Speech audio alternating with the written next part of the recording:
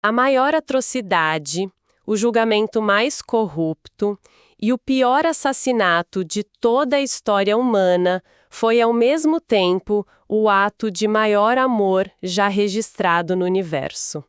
E hoje nós vamos tentar entender o porquê disso. Com certeza.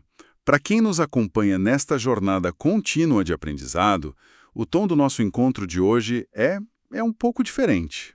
Hoje é Sexta-feira Santa e, histórica e espiritualmente falando, é um momento que exige uma pausa, sabe? Uma reverência absoluta.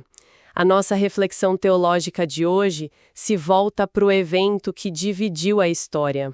A crucificação. Exato. O tema central deste nosso mergulho profundo é a cruz do rei.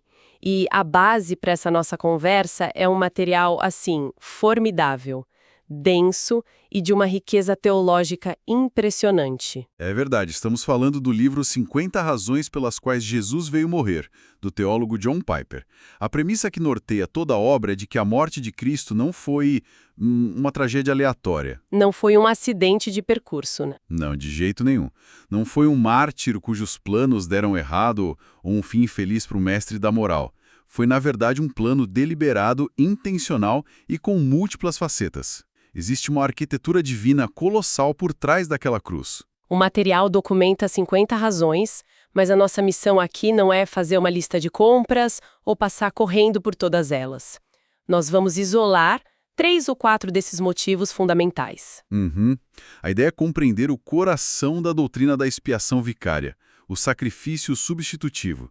Queremos ir além do que aconteceu, tipo os cravos, a madeira, e mergulhar fundo no porquê teológico. Por que uma morte tão violenta era necessária, não é? Esse é o ponto crucial. É sobre compreender o peso dessa transação espiritual. A cruz é exatamente o ponto de intersecção onde atributos de Deus que parecem opostos colidem e se harmonizam. Certo, vamos desempacotar isso desde a base.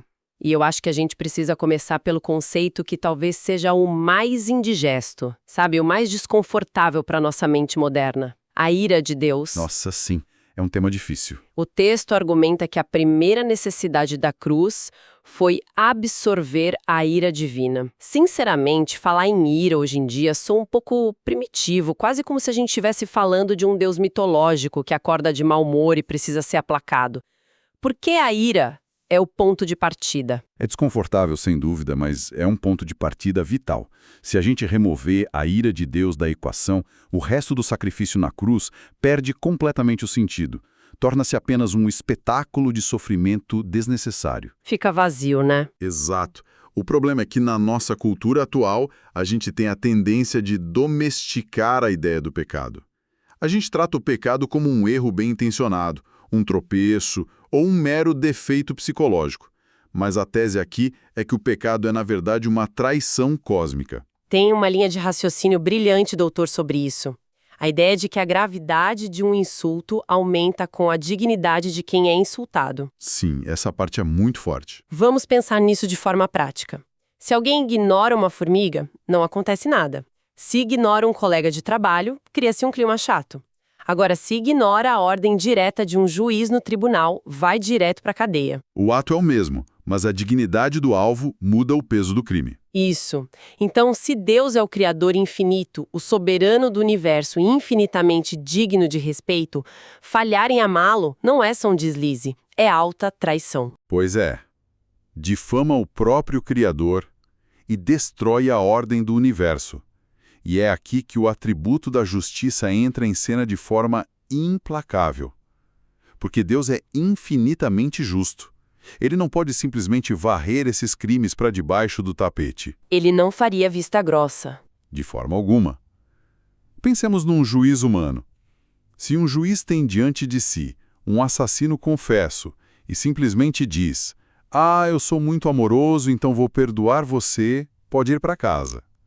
Nós não chamaríamos esse juiz de amoroso? Nós o chamaríamos de corrupto. Ele seria expulso da magistratura no mesmo dia. Com certeza. A justiça exige que o crime seja punido. Quanto mais o juiz de toda a terra, sabe? A ira santa de Deus contra o pecado não é um chilique cósmico. é uma resposta perfeitamente moral e controlada à rebelião. E para resolver esse impasse, a teologia nos apresenta o conceito de propiciação. Propiciação. Uma palavra pesada, antiga. Se a gente fosse explicar isso de um jeito mais acessível, para quem não fez um seminário teológico, como a gente traduz propiciação na prática? Em termos bem simples, propiciação refere-se à remoção da ira justa de Deus através da provisão de um substituto. E a grande reviravolta do Evangelho é que o próprio juiz proveu o substituto para o réu. Uau! Jesus Cristo não cancela a ira como num passe de mágica. A ira não é retirada. Ela é gasta. Ela é esgotada. Sabe, isso me faz pensar numa imagem visual que talvez ajude. Imaginemos uma torneira industrial de altíssima pressão, jorrando um veneno letal. E isso representa essa justa punição de Deus contra todo o mal acumulado. Uma boa imagem. Jesus não foi lá e simplesmente fechou o registro da justiça divina. Como você disse, a justiça precisava fluir. A pena precisava ser derramada. Então é como se ele tivesse se colocado como um filtro absoluto ou uma esponja colossal bem na frente dessa torneira, percebe? Essa é uma excelente analogia. Ele se posiciona no caminho. Sim, ele se coloca no caminho e absorve todo o impacto daquele fluxo de alta pressão. A justiça foi plenamente derramada e esgotada até a última gota, só que não sobre quem a merecia. Nós estávamos na linha de tiro e ele entrou na frente. Exatamente isso. Mas me tira uma dúvida. Como exatamente o sacrifício de Jesus resolve esse conflito aparente entre o fato de Deus ser amor incondicional, mas também ter uma justiça inflexível? A lógica interna dessa dinâmica é de uma beleza singular. Pensemos da seguinte forma. Se Deus não fosse essencialmente justo, simplesmente não haveria demanda nenhuma para que o seu filho sofresse.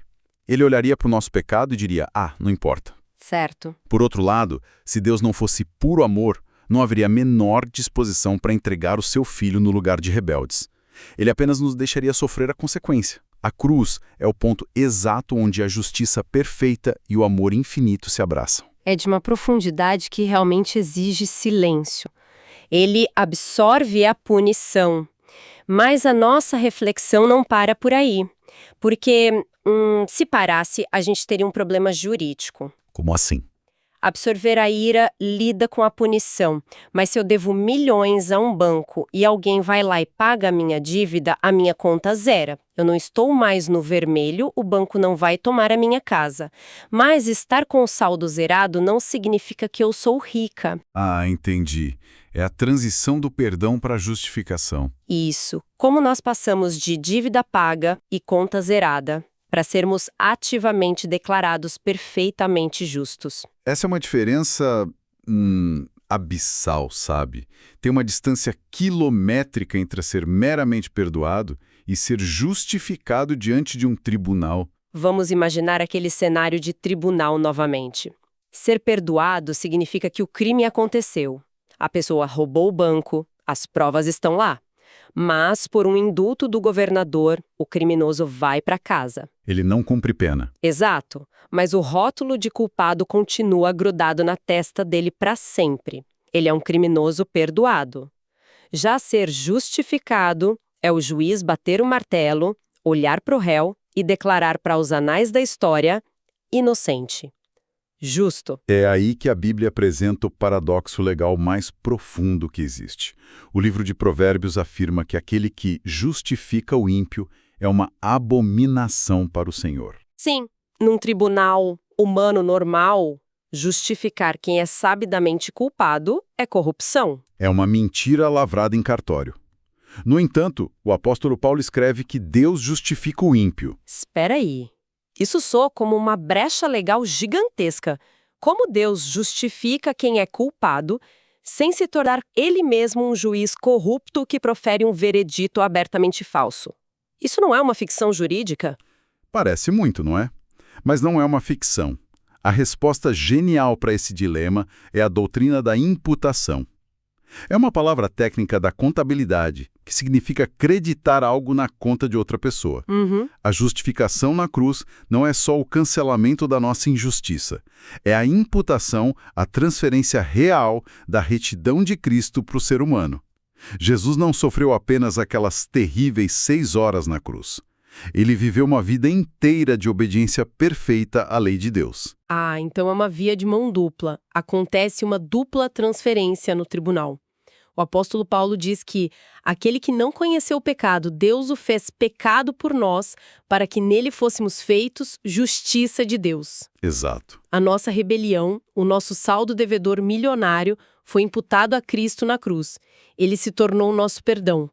Mas, na outra via, a riqueza moral absoluta de Cristo é transferida para a conta daqueles que creem. Ele se torna a nossa perfeição. É isso. Na teologia, a gente chama isso de obediência ativa e passiva. Ele cumpre toda a justiça ativamente enquanto vive e paga o preço passivamente enquanto morre. Nossa, faz todo sentido agora. Então, quando o juiz do universo bate o martelo e diz justo, não é Deus fingindo. O réu está legalmente vestido como uma justiça real, histórica e perfeita. O veredito é verdadeiro. Isso é maravilhoso sob o ponto de vista legal. Mas ter um representante jurídico perfeito é um pouco frio, não acha? Um advogado brilhante pode ganhar a sua causa sem nunca se importar com a sua dor. Com certeza. É muito impessoal. E o que a nossa análise aponta agora é que nós precisamos de algo mais relacional. E a Bíblia nos dá a figura do sumo sacerdote, mas não um sacerdote intocável, e sim um que compreende visceralmente as nossas fraquezas. Para capturar a magnitude disso, a gente tem que olhar para o sistema antigo. No Antigo Testamento havia uma engrenagem contínua de sacerdotes oferecendo sacrifícios de animais dia após dia. Um ciclo sem fim. Aquilo era um lembrete angustiante de que o pecado nunca ia embora de verdade. A carta aos Hebreus introduz uma palavra grega revolucionária para descrever a obra de Cristo. Ephapax. Que significa uma vez por todas. Uma vez para todos sempre. O sacrifício de Cristo foi tão decisivo que a ideia de tentar repeti-lo seria uma blasfêmia. Seria como dizer que o sacrifício dele não foi bom o suficiente. Faz sentido. É por isso que Hebreus destaca que, após a cruz, Jesus se assentou à direita de Deus. Sacerdotes terrenos nunca se sentavam, porque o trabalho de matar animais nunca acabava. Jesus sentou-se. O trabalho acabou. Ele inaugurou o seu sacerdócio eterno. Mas a parte que mais me impressiona não é apenas a eficácia do sacerdócio, sabe? É a empatia desse sacerdote. Antes da cruz, Jesus experimentou a condição humana na pele. Tentações reais, dores físicas, solidão, a frustração de ser mal compreendido. E ele absorveu tudo isso sem nunca, em nenhum milissegundo, pecar. Pois é, e confesso que quando me deparo com essa impecabilidade de Jesus, eu já cheguei a pensar num questionamento bem comum. Qual? Bom, se Jesus era Deus e nunca pecou, se ele nunca caiu em tentação, então ele não entende de verdade a força da tentação. A lógica humana diz que só entende o vício quem recai nele, né? Ah, sim. É um argumento super comum. Mas a linha de pensamento de Piper inverte essa dúvida de uma forma espetacular. Demais. Vamos pensar numa analogia de engenharia de novo. Imaginemos um teste de estresse estrutural num laboratório de materiais. Certo? Uma máquina aplicando peso sobre uma estrutura. Exatamente. Imagine uma máquina hidráulica aplicando toneladas de pressão contínua sobre uma viga de concreto para testar seu limite. Se essa viga cede e quebra logo no início do teste, nos primeiros 5 minutos, ela jamais conhecerá a força total que aquela máquina era capaz de aplicar. Porque ela quebrou antes da pressão máxima. Antes de o ponteiro chegar ao limite. Quando nós somos tentados, nós somos como essa viga fraca. Nós cedemos, mentimos, traímos, nos iramos, enquanto a pressão da tentação ainda está subindo. Nós capitulamos cedo. A viga quebra rápido. E onde Jesus entra nisso? Jesus nunca cedeu. Ele nunca quebrou. Então, pela lógica inversa, ele é o único ser humano que suportou a pressão máxima, absoluta e ininterrupta da máquina da tentação até o limite extremo, sem nunca rachar. Ele sabe o peso total, porque ele foi até o final do teste. Nossa, essa analogia é irretocável. Nenhum ser humano jamais suportou tanta pressão para retaliar, tanta provocação para abandonar a fé, quanto o que Cristo suportou. É de arrepiar. Pensemos no cenário da crucificação. Ele foi cuspido no rosto, foi zombado, flagelado com chicotes romanos que rasgavam a pele, e ele possuía o poder absoluto de aniquilar todos os seus inimigos com uma única palavra. E mesmo assim, ele não revidou. Exato. Como o apóstolo Pedro escreve, quando o trajado não revidava. Ele sentiu a carga máxima da injustiça humana. E é por ter ido até o fim sem quebrar que ele possui hoje uma capacidade sem paralelos de simpatizar conosco. Ele entende a nossa dor. Não é um sacerdote distante. O que nos conduz, de forma quase inevitável, ao aspecto mais sombrio e, ao mesmo tempo, mais vitorioso da nossa reflexão de hoje. O paradoxo supremo da Sexta-feira Santa. A vitória através do mal. Sim, a ideia de que Deus conquistou a vitória sobre o mal usando a arma do próprio mal. Se a gente analisar puramente pelos fatos históricos, a crucificação é uma brutalidade indescritível. Foi o maior pecado imaginável em toda a história do cosmos. Assassinar o próprio Filho de Deus. A maior pureza foi esmagada pela maior atrocidade. Olhando com olhos puramente terrenos, aquela tarde parecia o triunfo definitivo do mal. As trevas cobriram a terra literalmente. Mas a perspectiva soberana que a teologia nos traz muda o eixo de tudo. Como assim? Há um trecho no livro de Atos dos Apóstolos que afirma, de forma chocante, que Herodes, Pôncio Pilatos, os soldados e as multidões fizeram exatamente aquilo que a mão e o plano de Deus haviam predestinado que ocorresse. Isso é de explodir a cabeça. Cada detalhe grotesco, a traição de Judas, a coroa de espinhos, a lança, tudo isso foi produto direto da maldade humana. Mas, simultaneamente, tudo isso foi orquestrado pela mão de Deus para destruir o próprio poder do mal. Deus não foi pego de surpresa. O sofrimento intenso foi o caminho desenhado para que o sofrimento fosse desfeito para sempre. É o checkmate da sabedoria divina. Eles usaram a morte como arma final e Deus usou essa mesma morte para destruir o poder da morte. As feridas que a humanidade cravou em Cristo se tornaram a fonte da cura da humanidade. É lindo. É o que a promessa antiga diz. Pelas suas pisaduras, fomos sarados. Nós fizemos uma jornada imensa aqui. Para ajudar quem nos acompanha a consolidar isso, nós começamos entendendo a gravidade da nossa rebelião. Vimos Jesus como filtro absorvendo a ira. Depois entramos no tribunal e fomos declarados justos por causa da imputação. O perdão e a perfeição transferidos para nós. Exato. Depois fomos amparados por um sumo sacerdote compassivo que suportou a pressão máxima da tentação. E por fim, contemplamos Deus usando a pior atrocidade da história para fabricar a nossa redenção. Sintetizou perfeitamente. E o grande desafio de lidar com verdades teológicas dessa magnitude é não as deixar só no campo acadêmico. Qual é a resposta prática de quem crê? Boa pergunta. O material encerra com um eco das palavras de Paulo aos Gálatas. A cruz exige que o único motivo de orgulho de um cristão seja o sacrifício de Jesus. Paulo afirma que o mundo está crucificado para ele e ele para o mundo. Ficar morto para as coisas mundanas, certo? Isso mesmo. Significa que o poder magnético que o status, o dinheiro e o orgulho têm de nos escravizar simplesmente perde a força. O encanto quebra. A gente passa a enxergar toda a alegria legítima nesta vida como algo que foi comprado com o sangue de Cristo. A nossa visão de mundo é totalmente recalibrada através das lentes do que aconteceu no Calvário.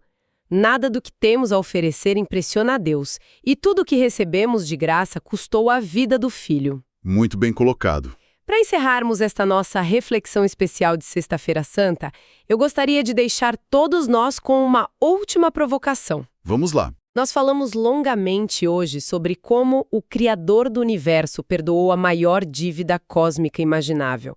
Ele absorveu ofensas infinitas. Ele não varreu o pecado para debaixo do tapete, mas pagou a conta com o seu próprio sangue, justificando aqueles que o ofenderam. Uma dívida impagável. Exato. E se essa é a suprema realidade do perdão divino, alcançado a um custo tão incalculável, o que isso diz sobre nós? Como podemos justificar as pequenas dívidas que nos recusamos a perdoar nos outros? É uma reflexão muito dura. E necessária. Como podemos manter os nossos ressentimentos afiados, o orgulho ferido e os rancores cotidianos se fomos alvo da maior anistia do universo? Se a cruz é o padrão do perdão, será que não estamos nos agarrando a centavos enquanto fomos perdoados de bilhões? É algo para se pensar em silêncio. Que este dia seja um convite ao perdão profundo e à meditação pessoal na imensidão do que foi conquistado naquela cruz. Que todos nós possamos aguardar o domingo de ressurreição com o coração grato. Um momento de paz para todos os que nos ouvem e até a nossa próxima reflexão. A lei de Deus exigia perfeição para a vida eterna. Mas nós pecamos e preferimos a glória deste mundo em vez dele. A ira santa e justa pairava sobre nós como uma maldição,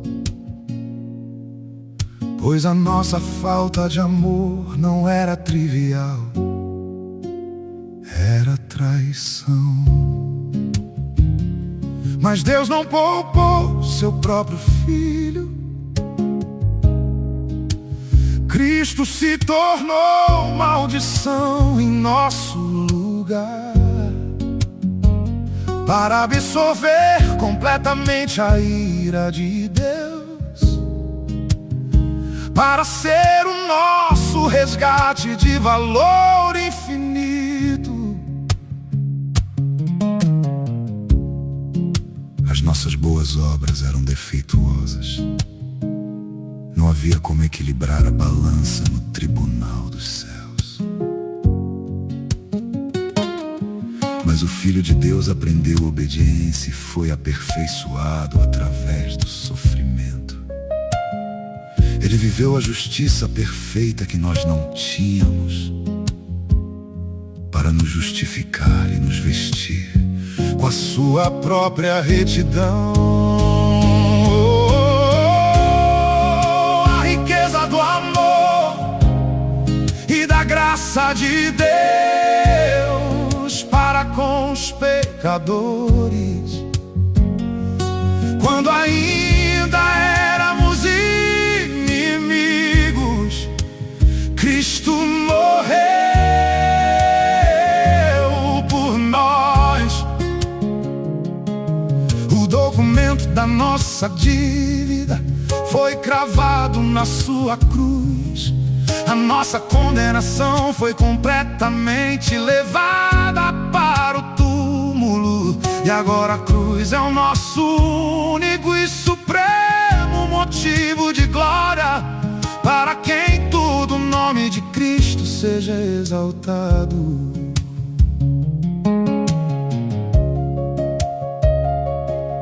Quem tentará acusação contra os eleitos de Deus, se Cristo Jesus foi quem morreu e ressuscitou por nós? Já não há, portanto, nenhuma condenação. O inimigo foi desarmado, a morte perdeu seu aguilhão. A ressurreição é a prova de que a nossa dívida está totalmente paga. 50 razões para a cruz e todas elas apontam para o seu amor. A riqueza do amor e da graça de Deus para com os pecadores, quando ainda éramos inimigos, Cristo morreu por nós. O documento da nossa dívida foi cravado na sua cruz. A nossa condenação foi completamente levada para o túmulo. E agora a cruz é o nosso único e supremo motivo de glória. O Filho do Homem não veio para ser servido, mas para servir e dar a sua vida